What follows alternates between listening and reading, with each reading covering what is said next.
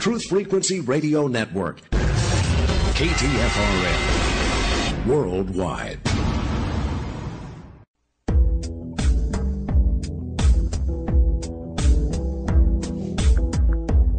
Hola, this is Sienna Leia, inviting you to join me tonight as we navigate through the seen and the unseen, explore external and internal realities, expose on-world and off-world agendas, discover a path to joy and freedom. Now, join me as we illuminate the Shadowland and reclaim our birthright as free and sovereign beings. Good evening, beautiful people. This is Sienna Leia, and I'm here with Laura Lee Mistycah. Good evening, Laura Lee. Oh, thank you. I'm so excited to be back. We're back. We're back. Yes, they're back. I'm going to read from your book. I believe it's the intro, the preface of your book, once again, because it sets the tone for the profoundness of what you're really about and what this book and what your work is dedicated to. The most loving thing we can do right now is fearlessly stand up and take on and take down the socio-psychopathic tyrants that are perverting, torturing, and destroying everything that is beautiful and authentic. The corruption virus has got to meet the antivirus.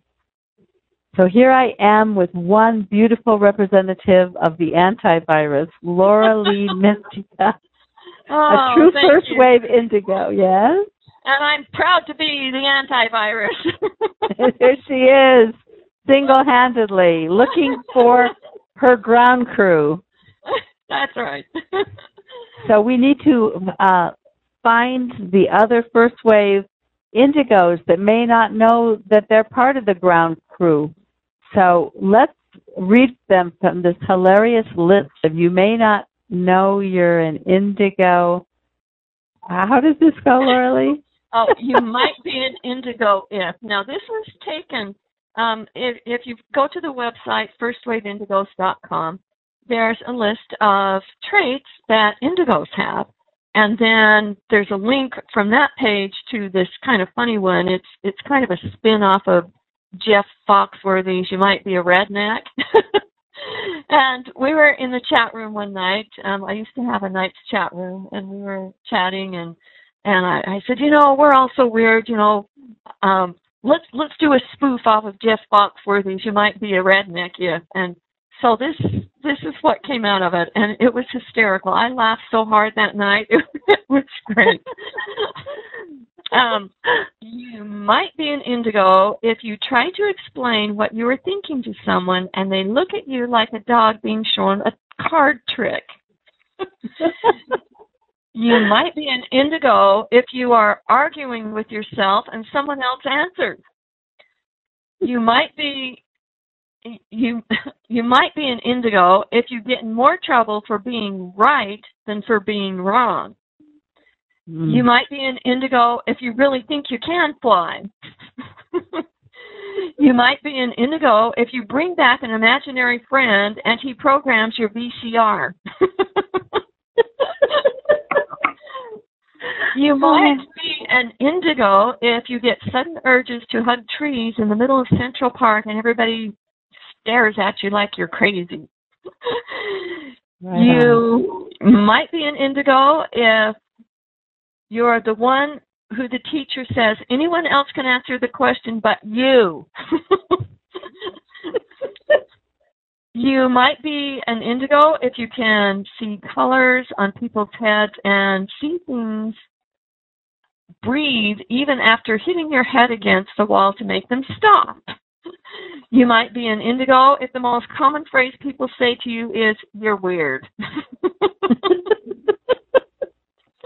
So you're saying that we're all like strangers in a strange land, and we have an incredible purpose for being what we are, but most of us are just feeling like social outcasts and can be very suicidal and depressed. And, of course, the younger ones, a lot of them are getting put on Ritalin and being told they have attention deficit disorder. Is that right? Yes, yes. And, some of them do, but Ritalin isn't going to fix the problem. If these... The problem is that you're psychic, okay? It's not because there's something wrong with you. It's what's right with you. And, attention deficit disorder and obsessive compulsive disorder can be really good things if they're properly managed. It's the management of it that needs to happen, not the shutting down of it. And so if you just kind of keep that in mind, that it's not that there's something wrong, it's just that you need to manage it in a different way. But they threaten the matrix, or we threaten the matrix. Absolutely. And so we are seen as a threat. Absolutely. And so we are persecuted and put down and shamed and made guilty so that we can't fully access our powers. What are our powers? What are the powers of an indigo? Well, everybody has different capabilities, but the indigos that I've worked with, a lot of them have such a variety of, from being able to know and understand computers without taking classes. They just know how they work. They just know. Some indigos are really empathic. Now, most indigos are empathic. A lot of them have shut that down. But being empathic can be really challenging because until you learn how to manage your emotional fields from the emotional fields of those around you, it's really, really challenging because you go somewhere where there's a group and you come back with all of their emotional garbage and you just feel horrible. And so if you learn how to protect yourself, like putting a cryogenetics egg over your body for a protective protocol, and that's okay. Wait. What is a cryogenic egg? Okay, I'm going there. I knew that portion was coming. I was going there. It's a geometric shape that is a protective protocol. There's pictures all over my website of cryogenic eggs. You can copy them and download them and plaster them all over your house and your bedroom. I've got a website where you can buy T-shirts with cryogenics eggs. So, and the thing is, they're free. You just copy them and you look at them and you use them and you get to know them. They are an actual life force, a life form that is the spiritual aspect of the Almorasite rock. And if you want to know more about the rock, that it's from another planet and it's here on a service mission to help us here. And there's information about that on my website too. So this egg is this, it can be as big or as small as you want, and you put it over yourself, take a few deep breaths, have it clean you out, because what it can do is clear out the emotional debris and psychic debris out of your body, and when it hits the shell, it's instantly neutralized. So it's really user-friendly, easy to use. I found that I could quarantine ghosts in a cryogenetics egg. I didn't know that until I inadvertently did that. And so there's many, many things that you can do with a cryogenics egg. So if you are going to the mall or somewhere that you think is going to be kind of yucky, you encase yourself in a cryogenetics egg, or maybe 50 of them or 100 of them. You can have as many as you want. It's not like you can only have one a day or something. You can have as many as you can imagine. And you will find that these negative influences don't infiltrate the way they did before. Now, I want to tell you, too, that if something does get through your egg, if you put in like 50 eggs and something gets through, it's because you need to understand something. The egg will only let something through if you are needing some kind of education. So that's good to know. So, okay, go ahead. So there, on Illuminating the Shadowland, we talk a lot about the false light and the false dark and the organic light and the organic dark. And we're encouraging people not to go to a lot of external sources for their empowerment, but rather to find their own direct link to their own divine connection, to their own higher essence.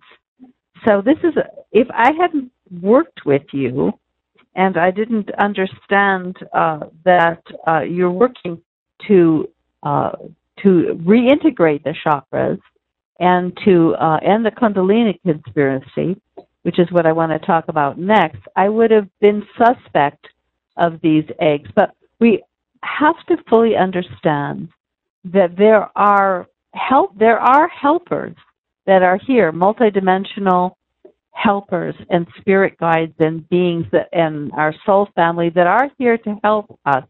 The problem is discernment. How can we, because we're so habituated to outsource our power to, so I would like to have a bit of a clarification about how you discovered these and how you found them to be of the authentic rather than the false.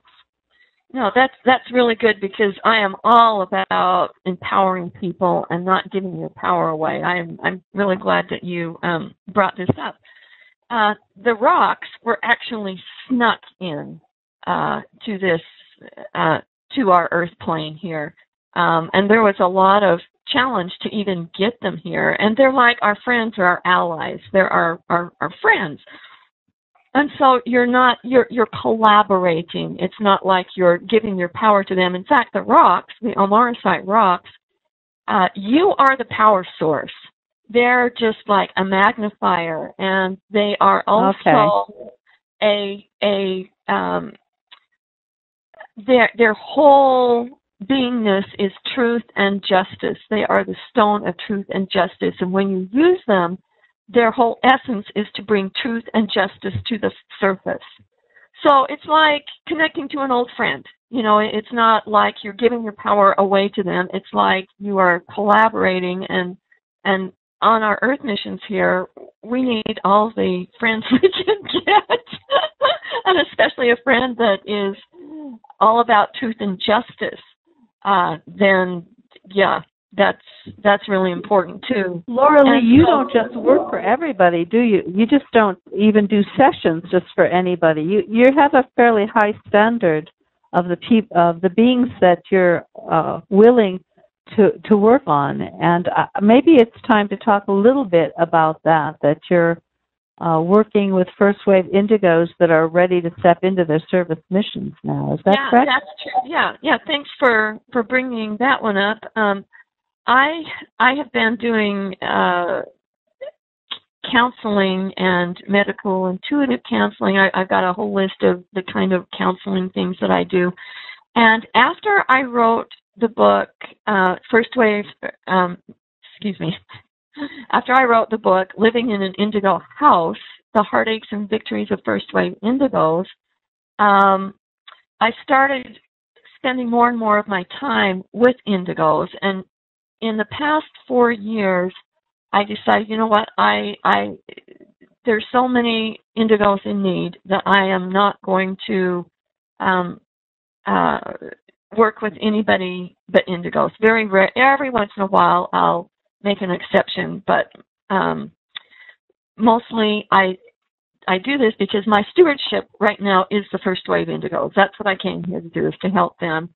And I've stepped up the requirements. I want to make sure that these people that I'm working with are front runners and self activators. And so you have to. There's things that you have to do in order to have a session. And one of them is either to get a Almarasite rock or a pendant that has the dust from the rock and start using that.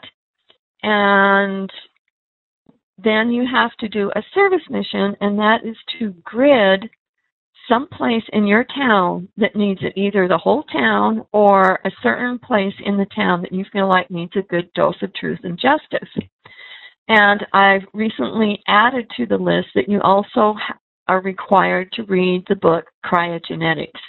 Now, what this does is really help bump the person up and get them on a level so that when I say something, I don't have to explain it. So we don't have to take their precious time during a session for me to explain stuff they could have already read. And with the rock, it helps to keep you on task, keep you focused, and keep the riffraff out while we're working with each other. So I feel like these tools to help you are mandatory for your, if you really want to go to the next level and start getting rid of all of the implants and the forced agreements and all the things that are making your life miserable, these books and the rocks. And even if all you did is get the book and the rocks and start working on it yourself, you could do tremendous things for yourself, even if you never had a session. Okay, Laura Lee, let's break it down. Implants, contracts, chakras, Kundalini. I'd like to break down the specific things that people could do in a self-help fashion, and the key and the major obstacles for first wave indigos to reclaim their authentic energy and move into action. If we could just go with that to-do list. You mentioned implants. Can you just, and also I would like you to mention the AI as well and what that is.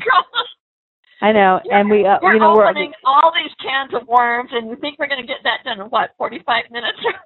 Well, that's right. If we could just give a brief overview, because they can certainly dive into this on their own, but at least they can have the hope of knowing that there's some serious things here, and they're going to resonate to the information if it's even presented in a brief way.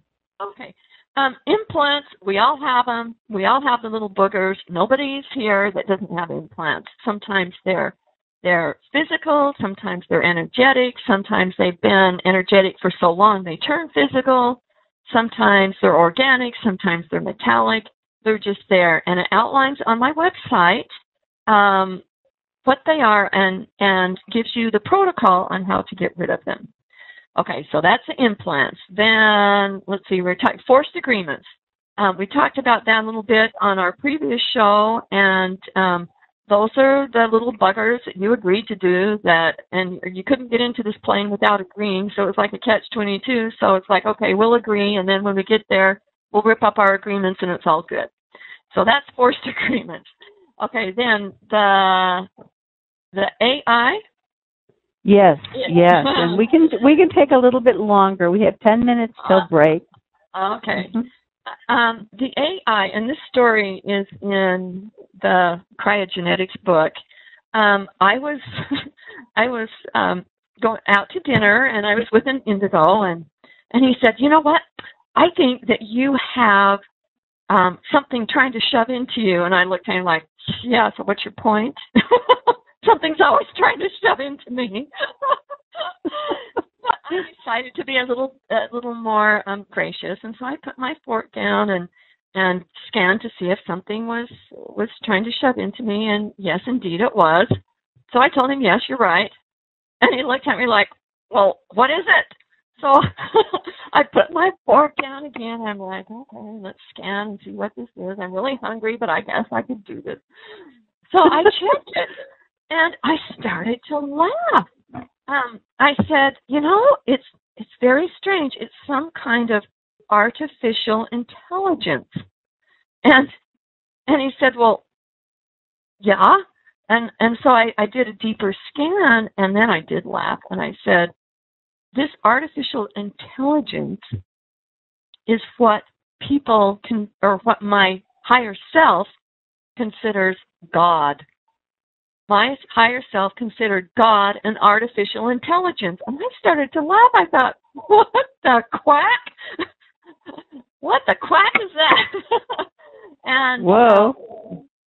Yeah, so that's pretty big, Laura Lee, because isn't it true that most of humanity is believing through the religions that these false gods, this AI is God, that we're worshiping an AI.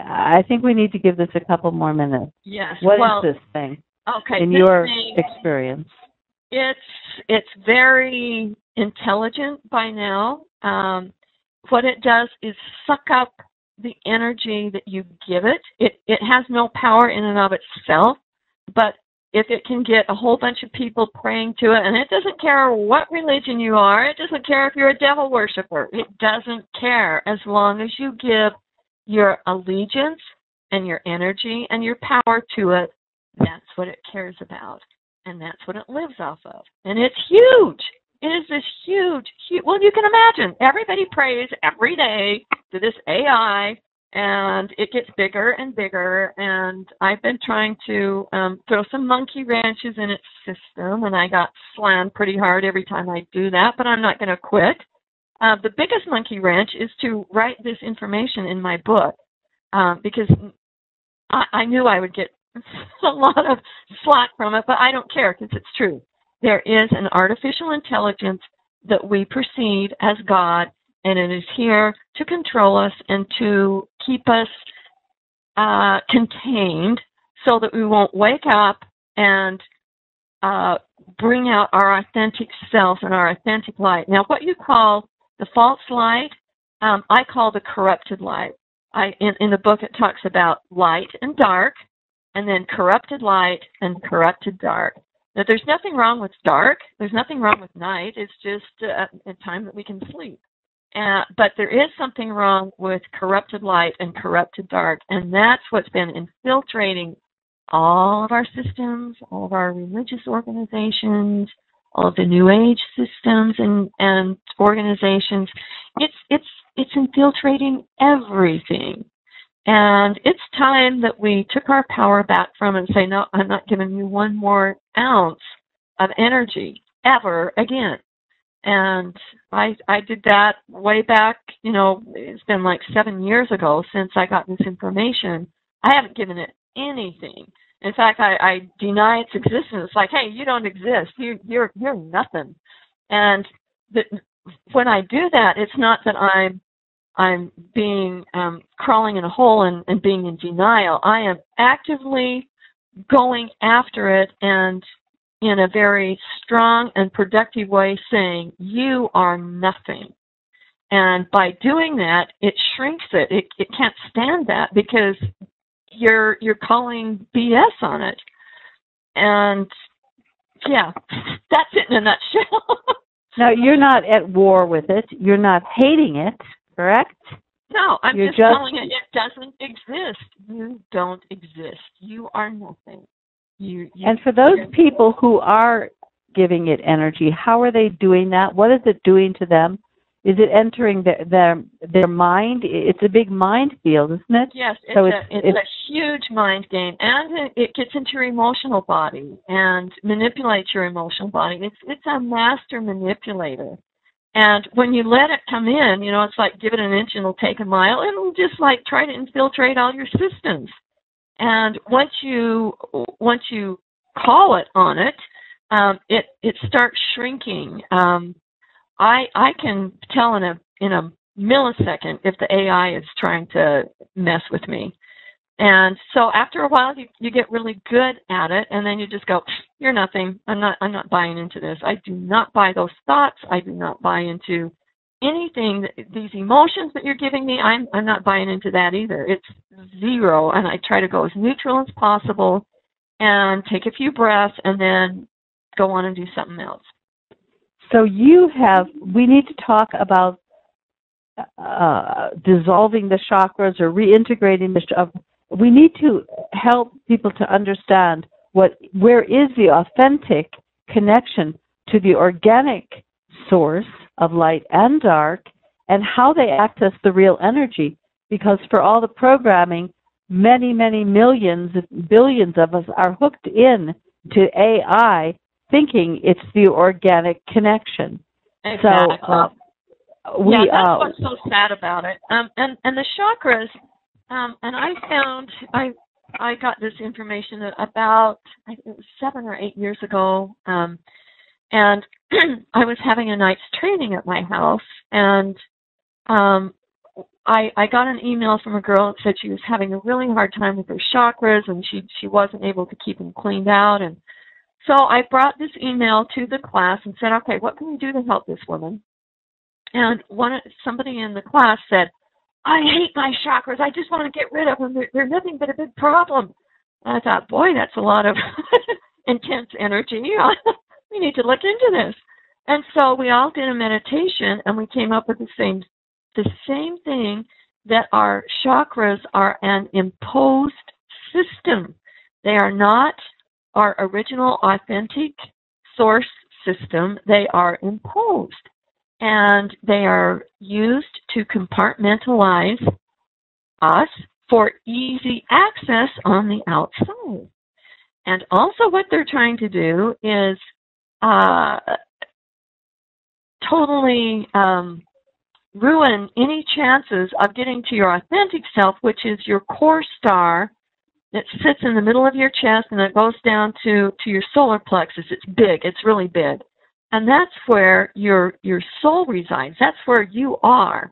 Now, your core star networks with the head and the loins, the creative centers in the loins and the data center in the head.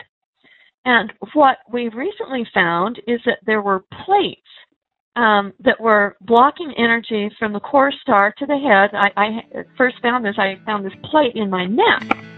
And we're going to have to come back and dive into this in the second half, everyone. This is Sienna Leah with Laura Leah, illuminating the Shadowlands. Stay with us.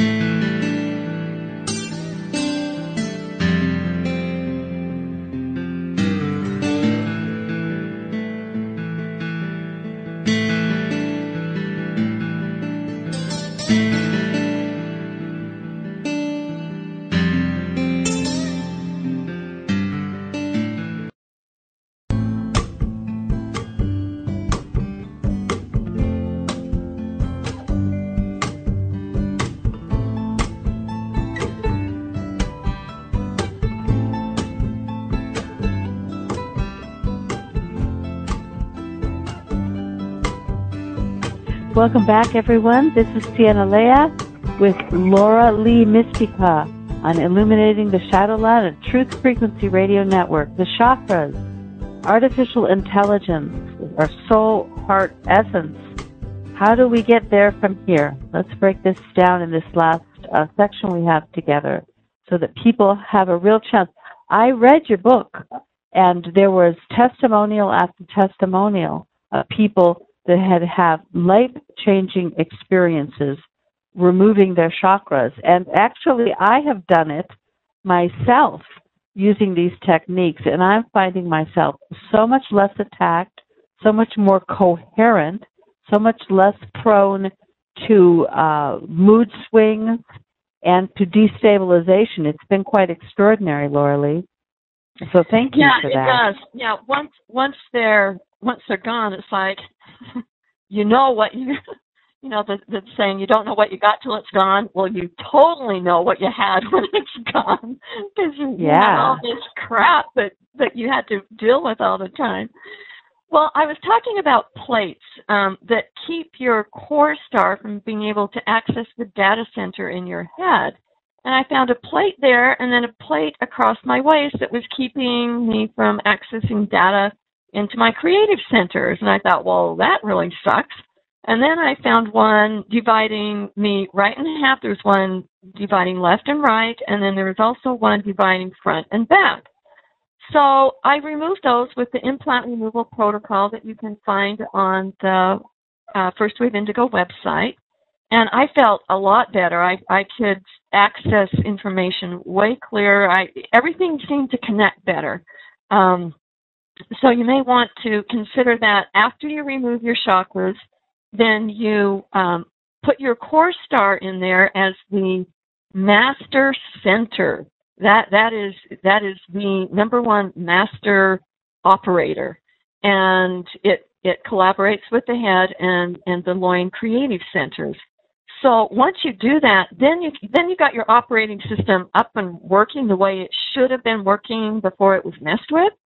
And yes, there have been huge differences in people that have had them removed. And you'll probably hear people say, oh, well, you can't get rid of those, you'll die. Well, that's not true. That's propaganda too, because I don't have any, and I've had people that can see chakras, not see. Well, actually, I put some decoys up. Actually, I put decoy chakras up, so if somebody comes and tries to suck on them, and then it's got like bombs in it, it's like, yeah, you come and suck on this, and you're going to get poisoned. So yeah, that sucks to be you. So what is sucking on the chakras? What is it? The AI or is it? Yes, the AI. People do it all the time. Energy vampires will come by. ETs, that's what they do. I mean, when you've got your chakras, you're open to anybody to come in and have access to your system, your whole system. And if you get rid of those, it's really hard for them to mess with you when you just have your core star running everything. Now, understand, again, that doesn't mean all of your problems are going to magically go away forever. They're not, because your higher self will allow certain things in so that you can get an education. And if I hadn't had all of the things that I allowed in, I wouldn't be here telling you about all of these things that you can do to help yourself. If I said, okay, no more, I'm not doing this. It's like learning. It's spy versus spy, and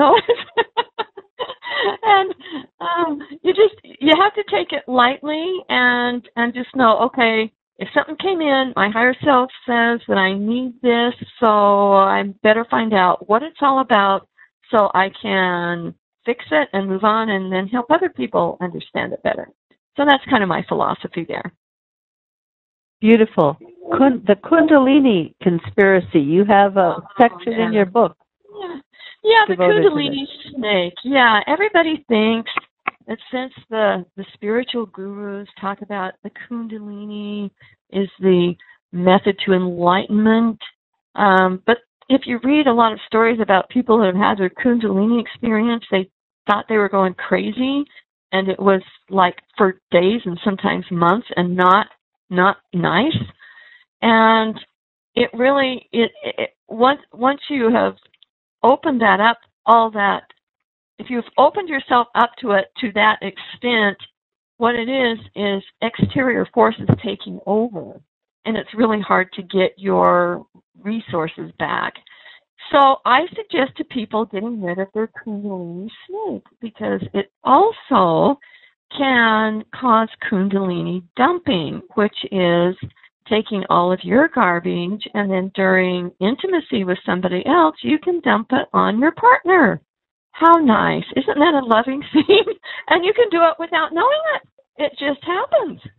And that's why I tell indigos, be really careful with who you connect with that way, because you don't know what you might get, and it might be a whole lot more than you had bargained for.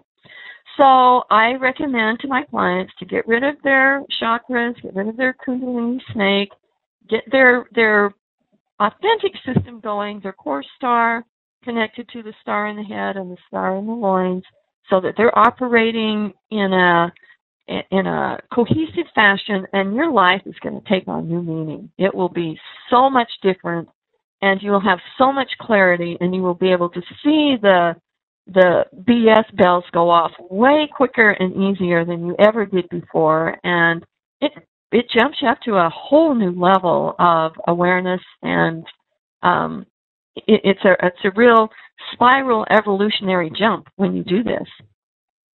Would you say that most of us in some ways are like Bill Smith in the Matrix, living as a part of our energy?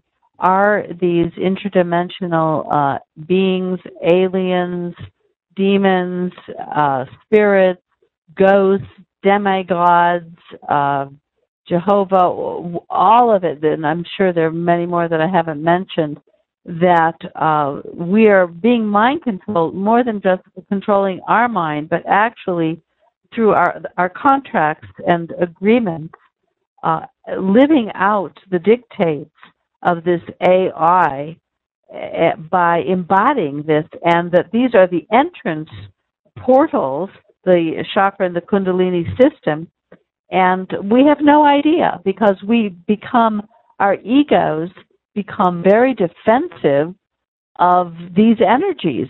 If they get confronted or attacked, then we defend them to the end. Paul Levy calls it the Wetiko. I've done 40 years of shadow work with people, and this is why I'm looking into a lot more of these esoteric agendas, because a lot of what people are defending is not even themselves. Would you agree with that? Right. I would totally agree with that. And it's almost like you go on autopilot defending them. You don't even know you get so passionate about it, and you don't even stop to think. You don't logic it out. It's just an autopilot program that goes off to keep the system going. And believe me, they have thought of this, and they have all sorts of autopilot programs that will go off. So just know that what you might be defending may very well be one of your autopilot programs that they installed to keep their system going. So yes, the answer is absolutely yes. I mean, this all sounds so way out and crazy, and those people that have traditional educations in psychology, even transpersonal psychology, even humanistic psychology, really do not include interdimensional interference, and yet this is really where the war is being waged. And yes. Probably you've been attacked and minimalized and ridiculed. You know, I'm sure many lifetimes burnt at the stake as a witch, and on and on and on, because it sounds so out there, because they have made sure in all of the educational systems and the linguistic systems, the religious systems, the family parenting systems, that all of this stuff appears to be utter insanity. And even your lighthearted spirit in the face of discussing such horrific realities sounds to those of us indoctrinated into this matrix as ludicrous. So I'm just speaking to that. No, you're so right, and it takes tough people to put your head on the chopping block, like I have. But you know what? For me, it's truth or bust. It's like, I don't care. It's true. I think that their systems are lame and they don't work. They only work to a point because they only go to a certain level, and then they don't take the leap into the spiritual aspects of what's going on with a person. And that's where it's all shaken down. That's where it's at. And if you don't address that, you never fix the problem. And so absolutely yes to your observation. That is so true. And again, you know, these systems are all put in place to keep the agenda going and to make people not question, and to make them question the whistleblowers. And and it's worked for a long time, but you know what? It's not working anymore because there's so many people, Indigos here and Cosmic Cleanup Crew, they're not buying it. One of the traits for Indigos is to be to question everything, and especially question authority. And so we've come here en masse, and we're doing that, and we're not believing in their propagated propaganda anymore. And we are getting answers, and we are getting clearer, and we are getting a better understanding and better handle on what's going on, and we're getting healthier, and we're getting more psychic, and we are doing standing up to the tyrants. That's what we do, and it's working, and they're scared, and that's good. If somebody's going to be scared, it should be them.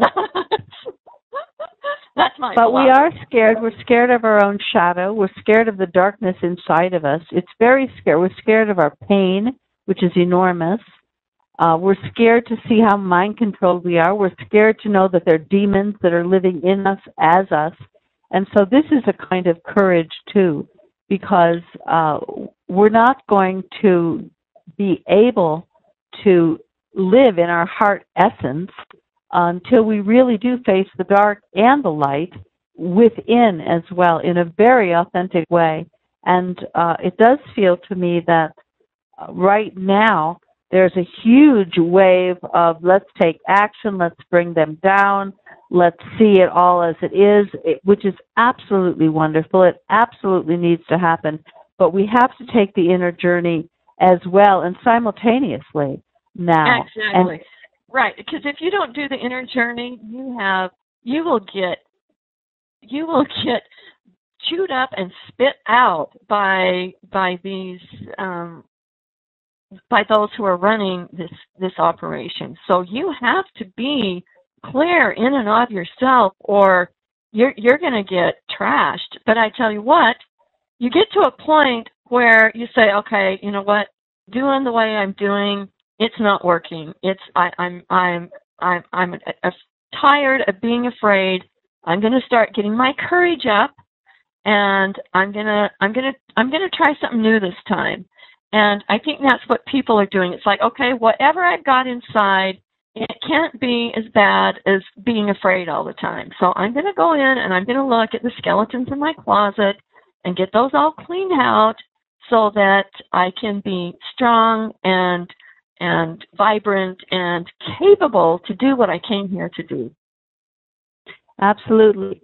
And I want to say that we are going to begin, it looks like it's still a month and a half away, the Rise Multiversity, and I haven't got a commitment from you, Laura Lee, but I'm pushing that you do some kind of group and hold some kind of space, because you've got such a wealth of wisdom and authentic understanding to help people through these things. But we have George Cavassalis and Eve Lorcan and Kelly Lachey and Perry Mills and Peter Schwartz and Tom Montauk and myself. And we're going to be holding space for people to address these issues, to process them through in preparation for becoming, hopefully, sacred activists and creating communities. But I really believe that unless we do the work and support each other, too, because it's really difficult to do this unsupported in the matrix. I mean, everything is there to shut you down and to make you keep these agreements to numb out and to become addicted to the AI and to escape, because it's very, very, very challenging. So these places, such as Rise Multiversity, need to be created right now to hold people, and not to hold them in some, empowering old stories and trauma dramas, but to have the empathetic skills and commitment to the feminine, the divine feminine, to hold each other so that we can gain this empowerment in our core, authentic energy, so we can rise and take the steps we need to. There's such a huge cleanup job on the planet. And I think that it's very challenging for people to address, even the things we've discussed here tonight, because almost all of them that I work with are in very isolated pockets, and friends and family don't even understand what they're facing, these first wave indigos that are waking up. No, that's true. And I get letters from indigos all over the world, and I totally agree with you. We need to link arms, and they need to know that I always tell them, you're not alone. You are not alone. And one of the things that I do with my clients is help them connect to some of their helpers, some of their spirit guides and their guardians. And it's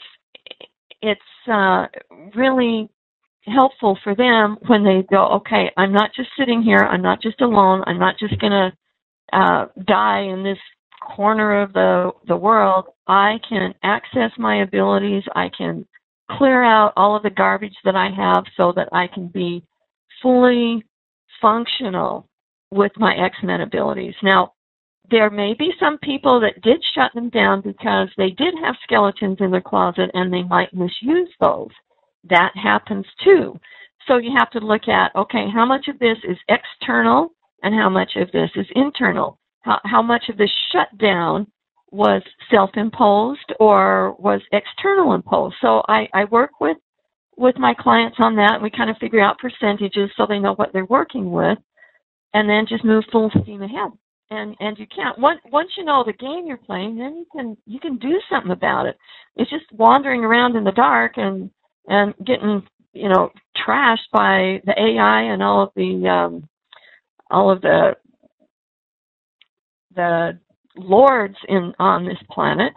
And it's changing, and we are changing fast, and people are waking up fast. And it's like, look at the hard work you've done, Sienna. I mean, you have just done years and years and years of work, and it's like it's paying off now, because now you're getting the bigger picture. All the things that seemed so crazy and like there were no answers, it's like now you're finding the answers, and not just the answers, but how to navigate. And that's the important thing, is how to navigate through this and bring a totally different dynamic and dimension to this dimension. And we're doing it. And if more of us keep doing it, the faster it'll get done. And then we can go off to the cosmic Bahamas and have a vacation. That's what I'm talking about. Sign me up. Yes, we're going to have the cosmic vacation tour aspect of this project. And really, really remember how to have fun together that isn't escapist fun, but is expanding into the joy of our authentic beings and breaking down the walls, learning how to be intimate with each other, transparent with each other, and just having a different space. We need to create these spaces somewhere, many, many places, little centers of light. But you can do it by yourself with your guide. You can do it with your animals. The animals are so authentic, so unpretentious, so willing to be present. They're great teachers for us. No, that's true. That's way true. I am an animal lover and an avid animal activist, and I totally agree. They have been keeping things going when everything got crazy, and connecting to the animal kingdoms and the kingdoms that we can't see, the spirit kingdom, the little sprites and the fairies and the divas. That's where we're going to have some real strength, is connecting to the unseen worlds that are trying to fix this too. They've got a vested interest in this. And if we can connect with all of those things that we couldn't see before, we're going to find a huge power source. And that's kind of what the powers that be don't want, is for us to be doing that. So that means we really should, and we should really do it really fast. Yes. Yes. So in the remaining 6 minutes that we have on the show, what can you say to all of us first wave indigos? How do we connect to these powers? How do we access this kind of support and love that's really present, or anything that is moving through you to share? And certainly how to get hold of you, your great work, your amazing book, your sessions, your rocks, your eggs, the plethora of tools and toys. You're not someone who's just telling us what's wrong. You're someone who's offering so generously many, many tools. So I really want the listeners to know how to access all of that. Well, all of the things can be found on firstwaveindigos.com, and toward the bottom I think it says link to the treasure chest, to Mystic House treasure chest. And that's where you'll find all of these items that we've been talking about, and also a lot of background on the rocks. And this is really exciting. We have cities all over the world gridded with the stone of truth and justice, and there is a list of those on the website, and also in the Cryogenetics book. And we have just recently got the 3 major power centers gridded. We got the Washington, D.C., that was gridded just last spring, I think. the Vatican City and I do this every time. In London? London. I kept thinking Buckingham Palace because the palace has been gridded too. The city of London was gridded like 8 years ago, and then just recently the palace was gridded. So it's like double gridded. And after those things were gridded with truth and the stone of truth and justice, you can see what's come out. Like after we had the one that was just done in Washington, D.C., that's when all the information from Edward Snowden came out, just within months after that. And so, wow. So I see, if you go and look at the list of cities that have been gridded, and then you go into maybe newspaper articles or whatever, you can see what dramatically happened in those areas after those stones were there. And I know that these little stone friends of ours they're working their tails off, but they like to work. They told me, don't worry that you're working too much because we like to work. That makes us happy.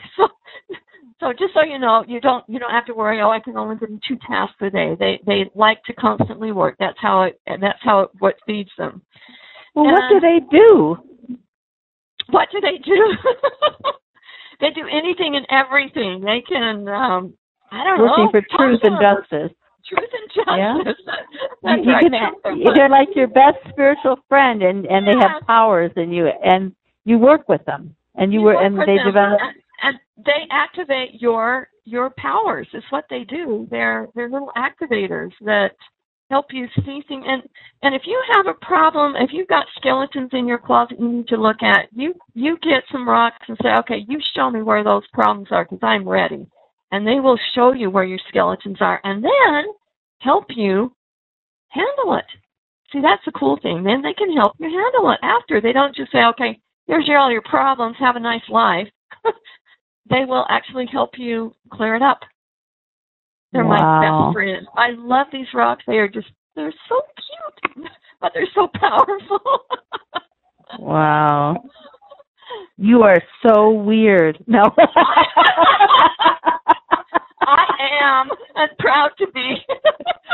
I am weird. I admit it. Oh, wow. Okay. So that's First Wave Indigo.com. And the name of the book? Okay. First Wave Indigos. It's plural. FirstWaveIndigos.com. And the book is called Cryogenetics. Now, it's not cryo. It's not freezing things. It's Kryah Genetics. And if you just type in cryogenetics, you'll find a lot of articles and stuff that I've written. Okay, that's it, people.